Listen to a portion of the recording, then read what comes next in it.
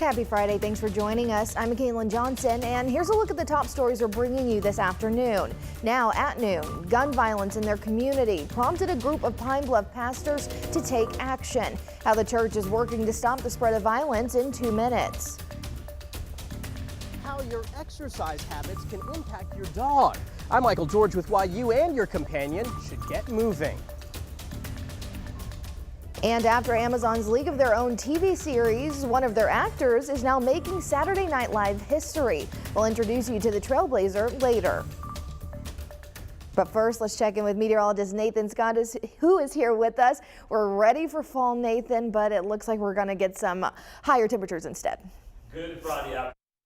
See the clouds building up just behind you. There's a cumulus clouds, and those clouds are building through eastern parts of the state, mixing in with that sunshine. No rain is expected today. Temperatures already into the mid-80s for most spots. That's where we should be for this time for to climb up going through the afternoon hours. Also, it's a little bit on the sticky side with those dew points into the low 60s. Those numbers will drop down somewhat this afternoon as we'll get some drier mixing of the air. The winds coming in from the south-southeast about 5 to 10 miles per hour, and highs today, they're topping against the upper 80s to lower 90s. But this could be the coolest day that we will be seeing over the next 7 days. I'm talking about the potential of some record-breaking heat as we close out the summer season and head into the first day of fall. I'll have more on that forecast coming up.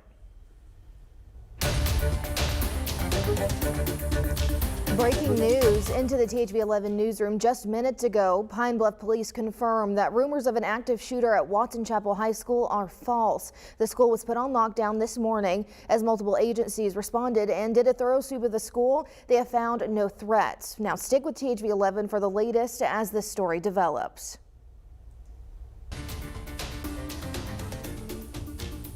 Now in a THV 11 update this afternoon, Little Rock police report they have arrested a teenager that they say committed murder. This is in connection with a homicide that happened Wednesday morning on Dahlia Drive. A 16-year-old is accused of killing the victim, who was found shot inside a car. We'll continue to keep you updated as we get more information. In Pine Bluff, police are continuing their investigation into a homicide that happened Wednesday morning, the 20th of the year. For city leaders, that's a problem. As THV 11's Frederick Price reports, one pastor hopes a group initiative could be the solution.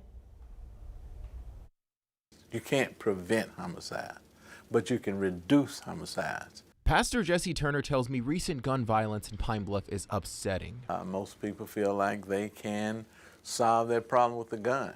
Police continue to search for clues in a shooting on Elm Street Wednesday morning that left 1 man dead and 2 other people hurt.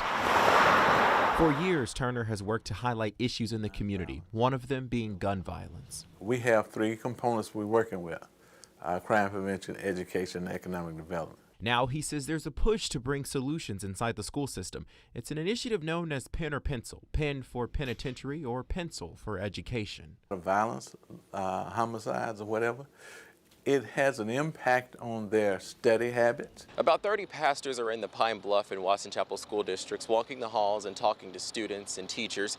Turner tells me one administrator says their presence on campus is actually making a difference. We've seen a 33% reduction in bad activity on the campus. In just a 1-year period. This according to leaders at Watson Chapel, a school that's endured so much tragedy. That's also the reason why the faith community, or pastors on patrol, as Turner calls it, are working together. Pastors and leaders in this city began to try to work harder to reduce the homicides and reduce the violence. That presence, he says, allows students to feel someone cares, hopefully keeping the youth from contributing to the issue of violence. Every life counts, and we want people to stop using violence to solve problems. In Pine Bluff, Frederick Price, THV 11 News. Turner says he's always looking for more volunteers from the faith-based community. We have information on how to join in on their efforts on THV11.com.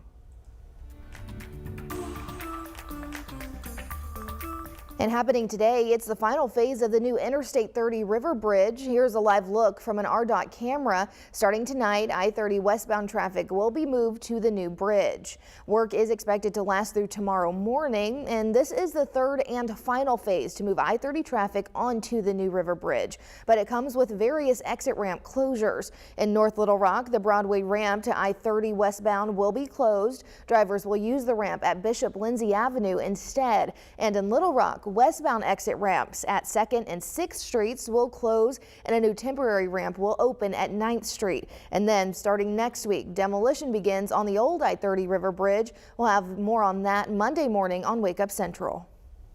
Now a heads up, you could get some discolored water if you're near where the 30 bridge work is happening. Crews replaced an old water main and some discoloration is expected. The brownish tint comes from a buildup of minerals. The water is safe and the discoloration can usually be cleared up by running your faucet.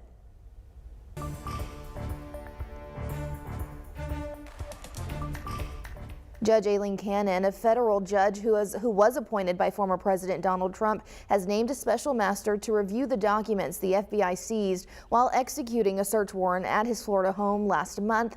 Natalie Brand has more details from the White House. A semi-retired judge from New York has been appointed to serve as the independent arbiter or special master who will review documents seized from former President Donald Trump's Florida home in August. If it's going to be someone, he's excellent, has a good reputation, a little slow, which might matter here, but basically a very solid judge. U.S. District Judge Raymond Dearie will have until November 30th to look through the more than 11,000 records, according to the court order, which also says the judge should prioritize the documents marked as classified. Whether or not a document is classified is irrelevant. It's a question of mishandling national security information, even if they have been declassified. The Department of Justice is still fighting the court's decision to block its access to the documents pending the review, claiming it puts its investigation on hold. The DOJ has filed a notice of appeal. An appeal would be heard by the 11th Circuit Court of Appeals, where 6 of the 11 judges were appointed by former President Trump. That could also be a favorable judicial audience for him. Trump, in a radio interview Thursday, had a warning if he's indicted. I think you'd have problems in this country, the likes of which perhaps we've never seen before. I don't think the people of the United States would stand for it. Inviting the mob to return to the streets is exactly what happened here January 6, 2021. Lawmakers are especially concerned about a rise in threats against federal and other law enforcement officers since the search at Trump's Florida residence. Natalie Brand, CBS News, the White House. Judge Cannon has ordered that Trump will have to pay the entire cost for Judge Dearie since it was his request to appoint a special master. Trump's legal team proposed Dearie to be named the special master. The DOJ did not reject him from the list of candidates. And in other headlines, the families of 2 Americans being held prisoner in Russia will meet separately with President Biden today. WNBA star Brittany Griner was arrested in February on drug charges and is appealing a 9-year prison sentence. U.S. Marine veteran Paul Whelan has served just over 2 years of his 16-year sentence for espionage-related charges that he denies. The White House said in July that it had made a substantial proposal to get them home, but there is no sign that a breakthrough is imminent. In Massachusetts, city leaders are looking into temporary housing at a military base for the 48 asylum seekers that were flown to Martha's Vineyard under an order from Florida's Republican governor. The trip was paid with $12 million of taxpayer money. And California is set to become the first state to bar online companies from profiling children or using personal information in ways that could harm them physically or mentally. Governor Gavin Newsom said in a statement he signed a bill into law that will require tech companies to follow age-appropriate design code principles aimed at keeping children safe.